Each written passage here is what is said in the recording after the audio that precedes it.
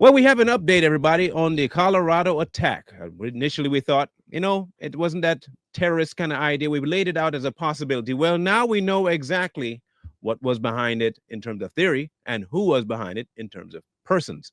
They have arrested a man who had ties to the Hamas group in terms of his allegiance, and he had planned the event almost a year before.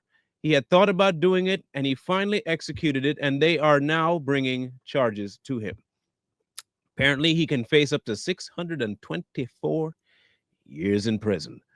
We're going to read the update.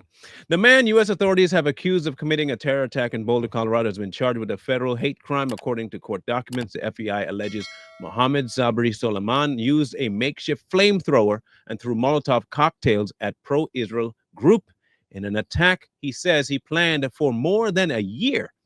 Soliman was living in the United States illegally and is due to proceed through federal courts. President Donald Trump has suggested that he could be deported. The man accused of using a makeshift flamethrower and throwing Molotov cocktails at a pro Israel group in Colorado has been charged and committing a hate crime over 600 years if convicted.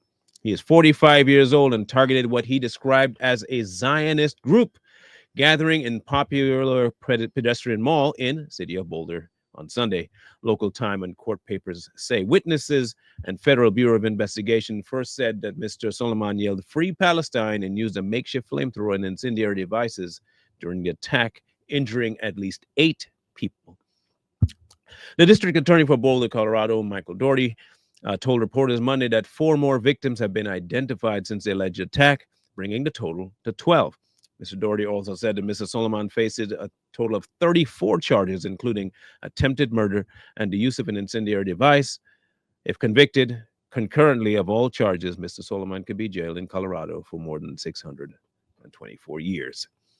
A judge in Boulder Monday set Mr. Solomon's cash-only bail at $10 million. Mr. Doherty said the FBI affidavit revealed earlier that police found at least 14 more unlit Molotov cocktails and a weed sprayer filled with gasoline at the scene. So apparently he was planning to spray even more people if he had not been apprehended, as well as another gasoline canister in his car parked nearby.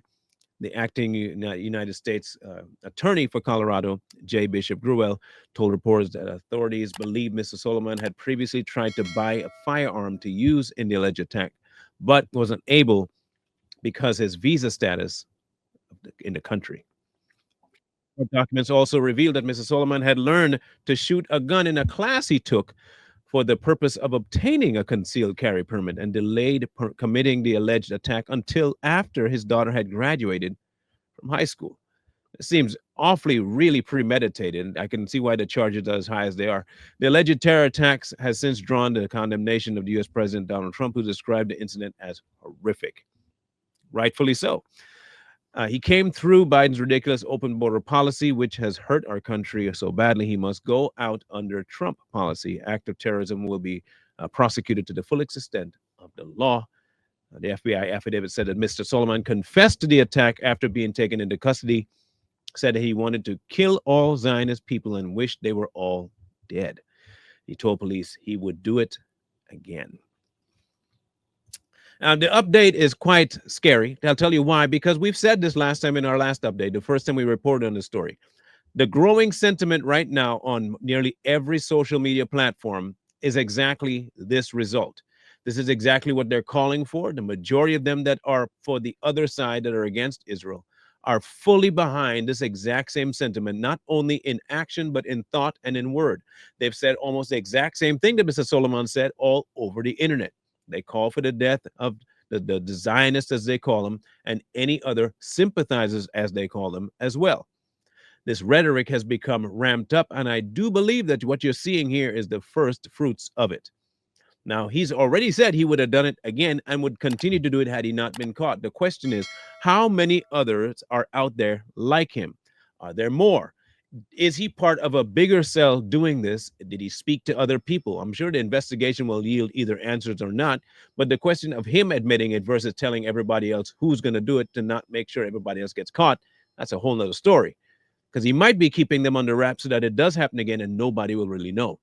I would think that now they would try and limit, and this might be the worst way to handle it. I understand, but they might just limit the amount of congregations of people that are pro one team versus the other, in respect for the fact that they may be harmed. They may have succeeded in getting what they want, which is a silencing of one side versus the next. And if this does continue, then you're going to see way more activities, kind of like this one. It might get even worse, and probably even more people might succumb to damages. The Molotov cocktails were made up of glass wine carafe bottles or jars of clear liquid and red rags hanging out of them, the FBI said. And inside Mr. Soleimani's car, law enforcement found papers with the words Israel, Palestine, and USAID, according to the FBI affidavit. Now, I will say this because this has been in the news. Multiple government officials have called for things to happen to those who are against USAID. The question is, will they be linked to something like this? Did he take his cues from those statements? And will more events come where those people who have said those things be held accountable? That remains to be seen. Solomon told investigators he constructed homemade Molotov cocktails after doing research on YouTube. YouTube might have some responsibility in this too, and buying the ingredients. Depending on what platform promoted this idea or making it, whether they planned it or not, intended to or not, they could be in some hot water as well. The act of terror is being investigated as an act of ideological motivated violence based on the early information, the evidence, and the witness accounts, FBI Director Don Bongino said in a post on X. The FBI believes Mr. Solomon acted alone and was also injured in the attack before he was taken to hospital. FBI Denver Special Agent Mark McCulloch also told reporters on Monday that his team was continuing to work with and to determine if Mr. Solomon committed the attack with the help of anyone else. If we uncover evidence that others knew of this attack or supported the subject of the attack, rest assured that we will aggressively move to hold them accountable to the fullest extent of the law. All fine and dandy, well said. However, are they going to go after the people who may not have spoken directly to Solomon, but have been actually speaking to ask for this to happen, and they don't know him? Are they going to be held responsible for inviting acts of terrorism on U.S. soil? That's the bigger question. Authorities did not elaborate on the nature of Mr. Solomon's injuries, but an image taken of him while in custody showed him with a bandage over one ear. Mr. McCulloch said that FBI has interviewed at least 44 witnesses and undertaken search warrants of vehicles, a home related to Solomon in Colorado Springs, and digital devices. The burst of violence on the popular Pearl Street Mall unfolded against a backdrop of war-torn Israel and Hamas that continues to inflame global tensions and has contributed to a spike in anti-Semitism violence in the United States. The attack happened at the beginning of a Jewish holiday on Shavuot, which is marked with the reading of the Torah, and barely a week after a man who also yelled "Free Palestine" was charged with fatally shooting two Israeli embassy staffers outside a Jewish museum in Washington. We also covered that one a couple of weeks ago as well. U.S. Attorney General Pam Bondi said in a statement that Mr. Solomon will be prosecuted to the fullest extent of the law. We will never tolerate this kind of hatred, she said. He had been living in the U.S. illegally after entering the country in 2022 on a B-2 visa that expired in 2023. He applied for asylum in September 22 and was granted a work authorization in 23 that had expired. The acting director of U.S. Immigrations and Customs Enforcement said Mr. Solomon had overstayed his tourist visa and had an expired work permit. The questions raised here will be sent ripples effect across the United States for a while to come yet, because we do believe, this is just our speculation, that this will again occur. May not be from the same person or even the group that he's a part of, but the sentiment is being pushed out there in droves. And if one person can be radicalized, many more can be as well. The question is, will they act, or will they just decide they're not going to be doing anything because he got caught? Based on the ideology, it's quite possible that they're going to exactly do what he did, act up again, do something, and again, maybe even worse. What will that depend on is what they do with this case, how hard they come down, and who they decide to hold responsible for his position.